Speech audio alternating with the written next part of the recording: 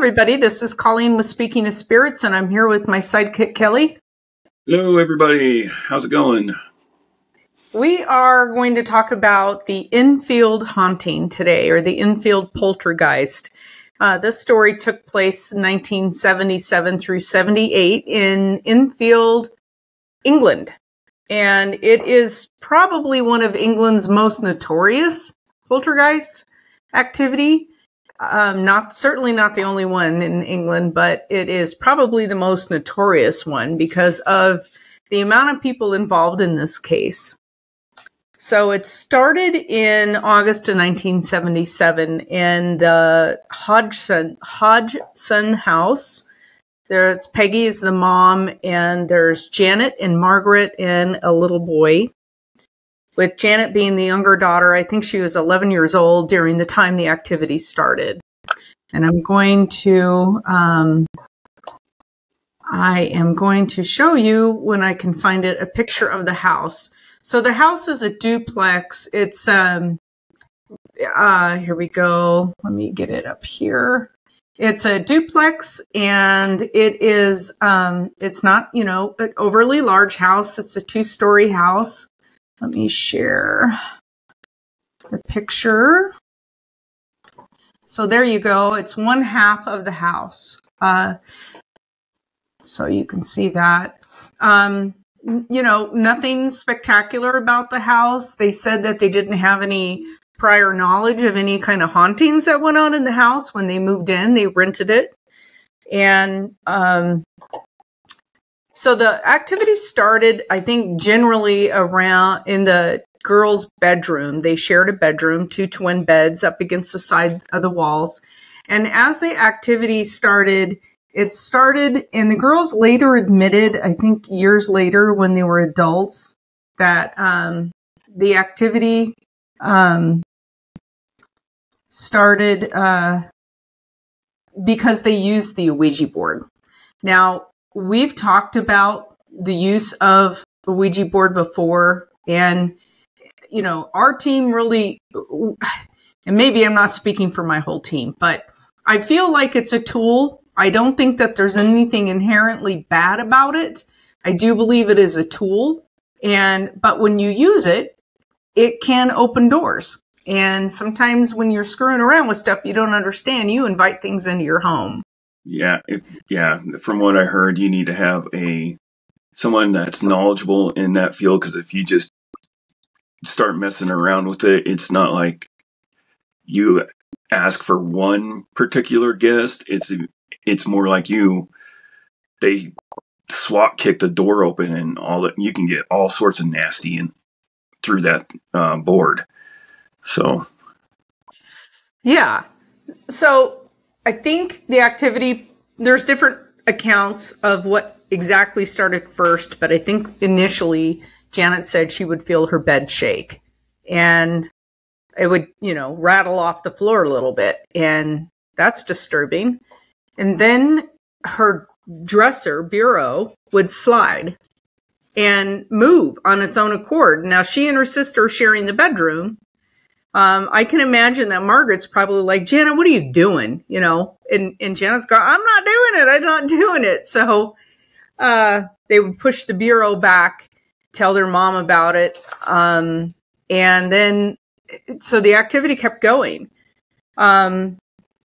Knocking, rapping sounds. The bureau kept sliding. Chairs were sliding. So Peggy, the mom, called in her neighbors and said, can you guys help us figure this out? Because we don't know what's happening. You would, right? You're trying to investigate what's happening here in your own house. So they called, when the neighbors came in, they couldn't find the source of what was happening, obviously. They don't know what's happening. So then they called the police, and I am going to tee up this video. Let's see. It's okay. See if I can get it to play here. This software that we have doesn't necessarily like it when I have multiple tabs open. Here we go. So Let's play this video. Nearly a half inch, I should say. And I saw it slide off to the right, about 3.5 to 4 feet before it came to rest.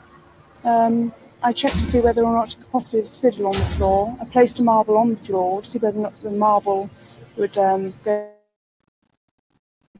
as the chair did. It didn't roll at all. I checked for wires, the cushion of the chair, and I could find information. Okay, so that is the interview with the police that I found so interesting. That, this police officer's looking for, how are this family faking it? They're checking for wires. And was there something on there, like, fishing string or something to move the chair about? And they couldn't find the source of how objects were moving in the house. Okay. It's not really a police job. Yeah. So yeah. So later on, they found a heat register, or I can't remember what they called it, like a stove or something like that, and it was ripped out of the wall. It's cast iron with a metal pipe, and they're like, there's no way anybody could have moved this, and especially little girls. I don't remember that. It could have been. I didn't read that. So the family, Peggy, ends up calling the Daily Mirror. Now, the Daily Mirror is a newspaper in England. And they sent a reporter over. Fascinating that they sent a reporter over, but they did. And the reporter sits there for about 4 hours and nothing happens. And so as he's getting up to leave, because he thinks the whole thing's a giant hoax, a Lego comes flying across the bedroom or the room that he was sitting in and beans him right in the head. And so he's got, I don't know if it cut him, but he's definitely got a mark. He thought, wow, this is real, because that's the thing with activity, and anybody who knows who's had any kind of activity in their home, it doesn't happen on cue. No, and that's I think that's what usually happens is skeptics go in and they're like, well, I guess nothing's gonna happen. I guess this is fake, and whatever's in the room is just like, oh really? Here, and tosses something at him. Yeah. So this guy goes back to this newspaper and says, wow, something happened, and tells them what happened, and they thought fascinating. And so they called in the Society for Psychical Research. Now, so let's just call that SPR, because I don't think I can say that one twice. And so I think his name is Maurice Gross. He comes over, and now, Maurice is kind of a fascinating man. He was in World War II in artillery for England. And when he gets back from the war, he becomes an inventor. And one of the things that he invented was, I don't know if you've seen him, but we do have him here in the US too. He invents it's like, it's fastened to a bus stop bench. Like, how you have, sometimes they're encased in glass for the weather and the elements. And it has like a scrolling advertisement that it's within the glass. And so it looks like posters, but they will actually move. So you can have like a series of advertisements, posters, as people are sitting there waiting for the buses. So that's kind of clever. So he does a lot of, he's a really smart man and comes up with all these fascinating inventions. If you kind of Google him, find out what he was about. But he's also really fascinated with psychic research. And so he, sorry about the background noise. I have dogs chewing on bones now. Dogs are like 3-year-olds.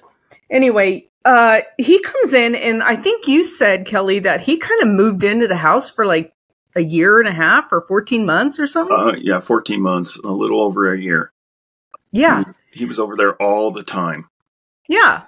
So he's got cameras set up. He's got reel-to-reel tape recorders set up. He's living in the house because he was so fascinated with the amount of activity that's going on there. Now, a lot of people say as this poltergeist activity continued that Janet was possessed.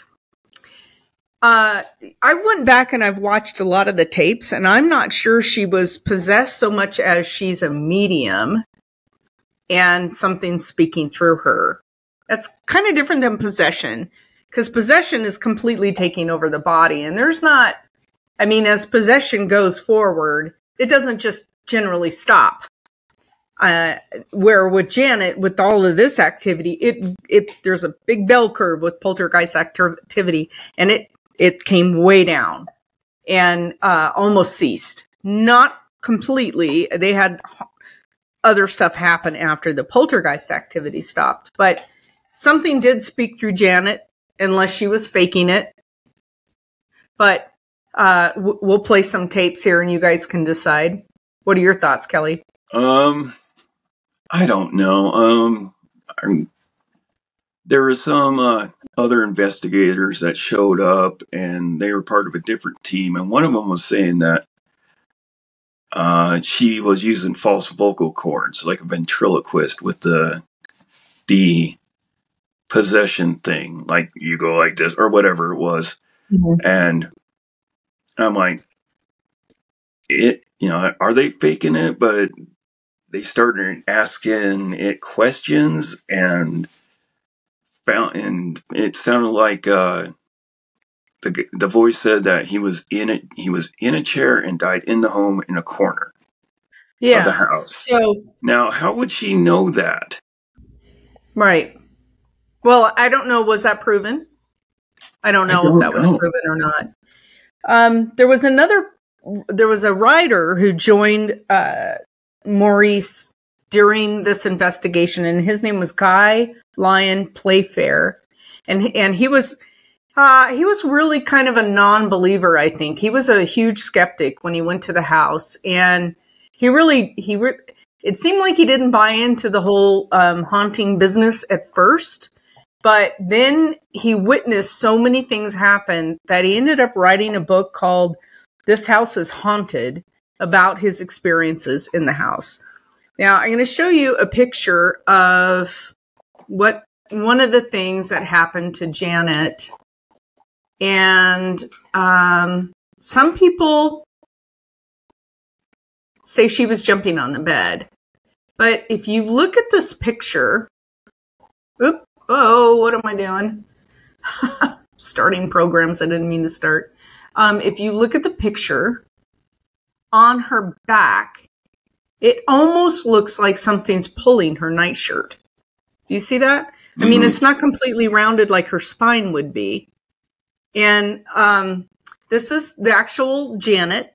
And there were cameras in the room. And now I don't know why some of this footage I don't know why they didn't release some of this footage. I haven't found it if they did. Some people say, hey, she was jumping on the bed. But what looks like to me is like something's grabbed her nightshirt and is pulling her backwards off the ground. Yeah, not that she's jumping forward. Yeah, apparently she was really good in sports in school. So that was that's one of the theories. But if I'm looking on the bed, if she was jumping on the bed, there would be circular imprints where her feet should be before she jumped. Yeah, right? You would think there would be depression marks there. Yeah, but she was definitely the center of the activity. I felt bad for her. She definitely was put through the ringer there for a while. There was something else that happened, and I want to show this other picture to you because this is a picture that happened that it appears to me like she was like flung up on this bureau. Let me get to it here. And I mean, that it not only is it terrifying, but physically that's going to hurt. Now you can see somebody walking up to her. I don't know if that's Maurice, but you can see somebody walking up to her to try to help her down. I think that's Lyons. Is that Lyons? I can't. Or no, Playfair. Sorry. Okay. Yeah. So there was a lot of things that happened to her. Now, one of the things that, so voices were apparently definitely coming through her. And is that, typically that's, well, okay, so let's back up. Ed and Lorraine Warren, who is the demonologists that were from Connecticut, they were part of the Amityville Horror, and they researched a lot of cases for the Catholic Church. They'd gone to Enfield twice or 3 times. It's debatable how many times they went there, right around the end of the activity. But they did say that, in their opinion, Janet was possessed. Now, possession is total control, takeover of the body. I don't think she was possessed from everything that I've read about Janet. It was more like she's a physical medium and things were coming through her. This gentleman who said his name was Bill Wilkins, who said he had died in the chair, seemed to come through her. That's different than possession. Yeah, so before this Bill character showed up, what was his name? Not Playfair, the other gentleman. Who, Maurice? Yeah. Oh, gross. Yeah. He heard barking coming through Janet. Yep. And he's like, And then I guess he asked a question like, "Who are you?" And then Bill showed up and started talking through her. We have a video of that. So let's share this video. Okay. So this video here, it's not video, but it's audio of it. Dr. Belloc. Come on, let me hear you say that. Come on, let's hear you say Dr. Belloc. Well, let's go back a little further to the barking. Right. Come on, my name's Morris. Let me hear you say it. Morris.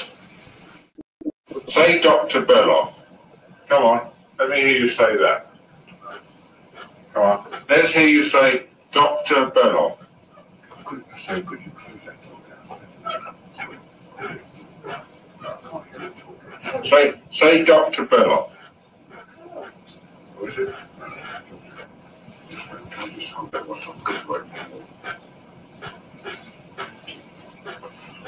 Now, if you squeak the bed, I can't hear you talking. Now, say Dr. Belloc. Come on. Come on, say it for me, Dr. Belloc. Dr. Belloc. Right, that's good. I know. I'm 72 years old. I come from doing right great job. And I have right in the church where Rita lives. And all my friends come from there as well. And we all make a game and go to the pub. And then we pick your house.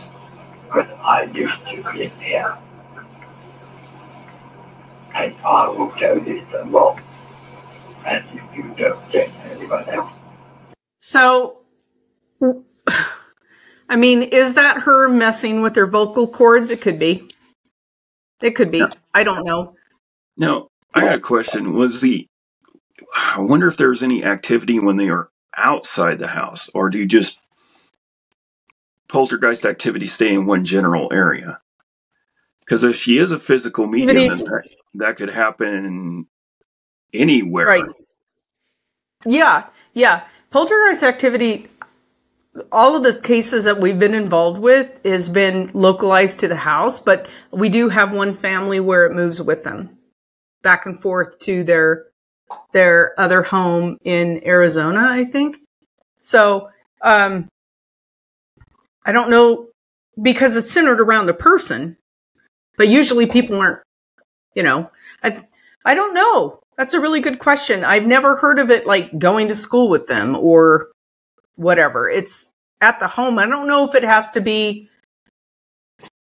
That's actually a fascinating thought. Is why doesn't poltergeist activity happen all around them all the time? Maybe it's where you're comfortable and your guard is down. I guess, because I couldn't imagine going to Walmart or something like that and going down the cereal aisle and then all of a sudden just boxes just come flying off the shelves. Actually, it'd be kind of fun, wouldn't it? As people are screaming, running out of Walmart. Yeah, but yeah, no, you're right. They're screaming and running away, and you're just like wheeling your cart down, and they're like, "Well, aren't you scared?" And you'd be like, "No, that's Joe. He follows me around." So that Dr. Baylock or whoever, he was somebody who was called in, I think, by Maurice or Guy.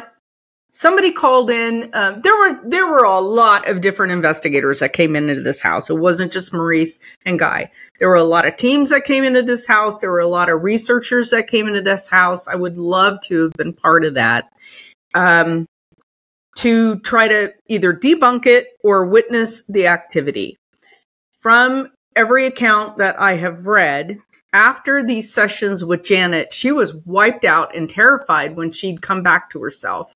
Like she was literally legitimately scared during these episodes because I don't think she had any memory of what was happening, but she felt funny.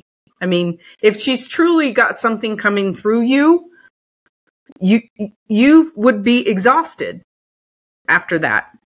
Yeah, I'm just picturing the movie Ghost when Whoopi Goldberg is doing her psychic thing, and she's doing her thing, and when these ghosts just jumps into her body, and they talk, and then she kicks them out, and then she's like, "Oh, I'm so tired," or whatever it was. So yeah.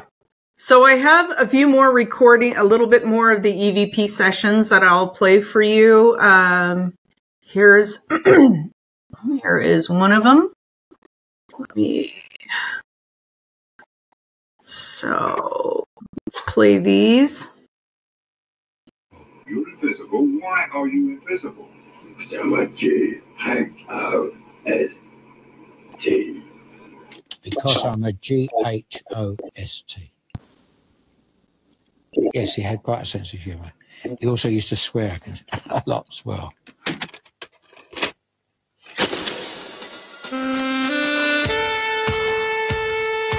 I don't know what this footage is that's playing right now, but it was, that's weird.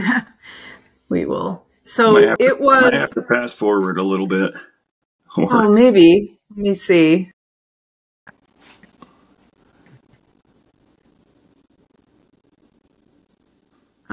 Yeah. Anyway, so here's part of an interview with him. So let me share this and see what he says. Now, is this Maurice? I think.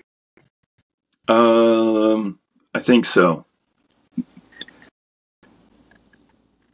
Yeah, that's Maurice Gross with this tape recorder. Yeah. But by the false vocal fold, which is above the larynx, and you only use that when you lose your voice and you talk like that. Well, if you talk like that for more than a couple of minutes, you start getting a sore throat. Talk like that for 5 minutes or so, and you're going to start doing damage to your throat. And yet this voice used to speak up to 3 hours at a time. Not continuously, of course, but up to 3 hours at a time without the girl showing any distress at all. Absolutely remarkable. The voice was just part of it. The girl levitated, going from horizontal to vertical in a sixth of a second. Furniture was thrown around the rooms. The house was swarming with journalists. But after 4 days, they were baffled and frightened and called my team for help. The policewoman gave a sworn affidavit of the extraordinary activity. Yeah, so fascinating stuff right there. Okay, the voice thing. It just dawned on me that I don't know if she would know what that is, but maybe, I don't know, maybe she found a book on like ventriloquism or voice training or something like that, because I listen to heavy metal and stuff and music like that, and death metal singers, they growl and they growl and they growl and they growl, and then after the concert they're fine. Their vocal cords are fine, but they have to do training, because he's Yeah. right, because you do it up to 3 hours, you do it up to 3 hours and you'll blow those things out, and people have to get surgery for it afterward. Yeah, so they're definitely training their voices so that they can handle it. But I wonder what their vocal cords sound like when they're like 60, But the girls did admit to fabricating a few things, but they said that Maurice always caught them. Yep. Because they were trying to test Maurice too, to see if he could legitimately figure out. This is an interview with Janet like 40 years later, right? And so she said, look, we did a few things, like we bent some spoons and placed them around to see if Maurice could figure it out. And because they were testing him as much as he was testing them. Yeah, he had a camera running all the time and caught her bending spoons and trying to bend an iron bar. Yep. And so both of them, the Janet's testing Maurice is testing Janet, and he was able to figure out, hey, you're not being truthful here. So, but the rest of the stuff was legitimate. Now, I think it would be fascinating. I would love to see his tapes. I mean, does he? All I've seen so far is audio with photographs, still photographs. Why aren't those tapes released? That's what I'd like to see. They're probably filed away somewhere. Yeah, but you would think, if you're part of a psychic research, as an investigator, anything like that would go on. My God, it would be like all over the place. So anyway, Ed and Lorraine Warren,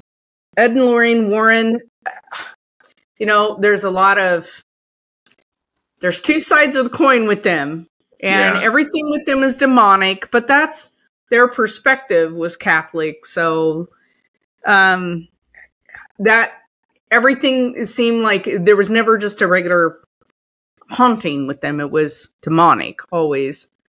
I haven't been there, so I don't know, to this house. I haven't met Janet, but it doesn't seem to me to be demonic. It seems to me to be poltergeist activity and a haunting, hand in hand. And I don't think demonic activity, it just doesn't just fizzle out with the way this did. Yeah. And poltergeist activity does. So, yeah. And then the two girls were going through that hormonal shift. So does that contribute to paranormal activity, poltergeist activity? I wonder if anybody's done any studies on that. It's just like, I mean, I was young once and going through that, and you get angry, pissed off, and moody all the time and don't know what's going on, and then eventually it just goes away. So yeah. I'm wondering if that hormonal shift didn't amp up her abilities, and then once it started to taper off, so did the activity. But my personal belief is that it happens when you have a child who is gifted somehow psychically, like a medium. And when they start going through that hormonal shift, things get bananas for them. So they already have all these gifts.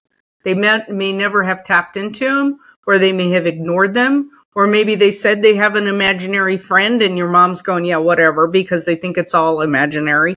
And it's really not, because they're a medium, they're gifted, they're seeing things, they're hearing things are coming to them, right? Spirits. and then you go through that hormonal shift and those powers just go bananas for a while, and it draws all kinds of stuff. Yeah. That's it. I think the best way I can describe it, and for all my fellow comic book nerds out there, it's like when the X-Men get their powers, they usually get them in their teenage years and it goes bananas, and then they send them to Xavier's school for gifted children or whatever it is, and then they get taught how to control their powers. Because, yeah, they've always had them, but then that hormonal shift kicks in, and then everything goes bananas, and parents are freaking out, neighborhood's freaking out, because little Timmy over here, just had his 12th birthday, but he could be able to bend spoons or move things in the house. But now all of a sudden he's tossing cars down the road. So they send him to school to get that under control. And then eventually it tapers off. And yeah, so yeah, that's my X-Men theory on this type of stuff. Yeah, this poor girl, Janet, was so traumatized by what happened to her that she actually ended up spending a small amount of time in a psychiatric hospital in England. And that is something that's always bothered me, that people who have these paranormal things happen to them and gifts that go bananas end up being treated psychiatrically instead of getting into situations where people who understand those gifts can help them. Yep. And they're called crazy, or yeah, exactly. I would love, that's the study I would love to see done is, but it's one of those things that's hard to quantify. It's really hard. So she was treated for a while. In the last interview with her that I saw, which was, I don't know, so this was 1977, so 2017, I guess. Yeah. When she said, look, this affected our family and it's still with us every day, as far as not the activity, but the memories of what happened there. It's not something that you just forget. And they've been in the limelight because of this all of these years, and they've suffered through this kind of activity. And if true poltergeist activity it's terrifying to deal with for the people who are experiencing it. It's not just a cabinet door opening. It's not just, a door closing, cabinets, things kind of moving around the house. It's bigger than that. And it's terrifying. Yeah, it sounds like a full on assault all the time. Yeah. And like I said, it's usually centered around one person in the house, but everybody's affected because you're all part of it. You're living with it every single day. So I feel bad for this family that they experienced this. I'm glad that it did ramp down. And so although they had little things happen in the house for years and years and years, it petered out, which it usually does. After that hormonal shift happens, then usually things calm down a little bit. Some families are plagued for a few years. Some families are plagued violently for a few months. This one went on for a little over a year, and that seems to be kind of the bell curve of most of these poltergeist activities. They usually don't go on for decades. So, but anyway, I thought this was a fascinating case. There were so many people involved and so much evidence that was recorded, and so much of it was sent out publicly. I just wish that they would release the actual film. The films of things moving around. That would be the most fascinating thing. And maybe he didn't have, obviously for personal reasons, maybe he didn't have a film camera in the bedroom. Maybe he was only in the bedroom with the girls occasionally. I don't know. He seemed quite drawn to Janet. And I think Now, I might be mixing up some of my research, but didn't he have a daughter named Janet who had died? I don't know. Yeah, so he was quite taken with her, like she would be his child. And I mean, God, he lived with them for long enough that I'm sure he was quite taken with the kids, and the whole family became his family. Yeah, So that's kind of what shouldn't, well, not should be, but it's kind of a thing. You see a poor kid going through hell, and the only thing you can do is offer comfort. Yeah. So anyway, look up this case called the Enfield haunting, and let us know what you think about it. There's people out there debunking it and bad mouthing the family as just not something. Even if I didn't believe in the haunting, it's not something I would do. These people they're real people, and they have lives. And be respectful. If you don't believe it, that's fine, but be respectful if you're gonna diss somebody and what their experiences are. But there's so much what seems to be credible evidence on this case that I can't imagine this was fake. Some of it maybe a little blown up, but I think this one's legit.